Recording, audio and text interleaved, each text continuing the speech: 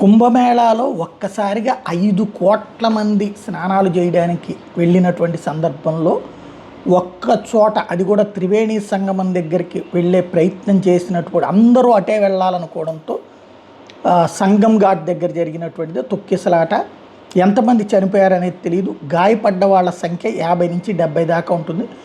చనిపోయింది ఎంత అన్నటువంటిది అధికారికంగా ఇంతవరకు ధృవీకరణ కాలేదు. అది పక్కన పెడితే వెంటనే స్వయంగా యోగి ఆదిత్యనాథ్ అన్ని ప్రాంతాల్లో ఉన్న ప్రజలని అప్పీల్ చేస్తూ తనే స్వయంగా మైకుల్లో మాట్లాడారు. స్వయంగా అక్కడ టీవీ కెమెరాల ముందు మాట్లాడారు. సీసీ క్యామ్ సిస్టమ్స్లో నుంచి ఏది స్పెషల్గా ఏర్పాటు చేసినటువంటి టీవీల్లో మాట్లాడుకొచ్చారు. ఎక్కడ మీరు ఉన్నారో ఆ ఏరియాలో ఉన్న ఘాట్లో స్నానం చేయండి, గంగలో ఎక్కడ మునిగినా ఒకటే పవిత్రత అన్నటువంటి. దాంతోపాటుగా అఖాడా అంటే కొన్ని సాధు పరిషత్తులు కలిపితే ఒక అఖాడాగా ఏర్పడింది. అట్లాంటి అఖాడాలు కొన్ని ఉన్నాయి.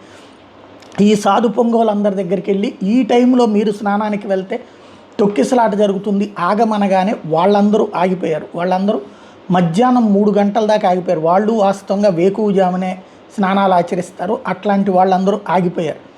ఆ కారణంగా కొంత తొక్కిసలాట కంట్రోల్ అయింది. అదే సందర్భంలో ఏ ప్రాంతంలో అయితే రష్ ఎక్కువ ఉందో ఆ ప్రాంతాలనికి ప్రత్యేకించి రెగ్యులరైజ్ చేయడం ఇదంతా జరిగింది.